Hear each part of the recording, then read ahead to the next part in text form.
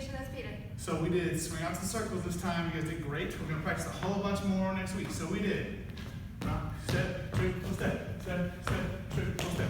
Hey, cha-ba-da.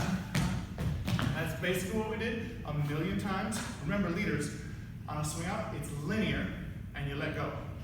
On a circle, it's circular and you don't let go.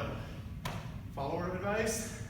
We keep going in one direction at a time. We face our leads in general right now. We regard them, not just with our eyeballs. And we just kept saying a million times, followers, the more patient you are, the more you kind of dance in place and let that place be moved around, the better it's going to work. And it got better the whole class. So we'll do it one more time. Swing up, then a circle, and repeat. Swing up. We make the stretch, and then we move it. Take it up, rubber band.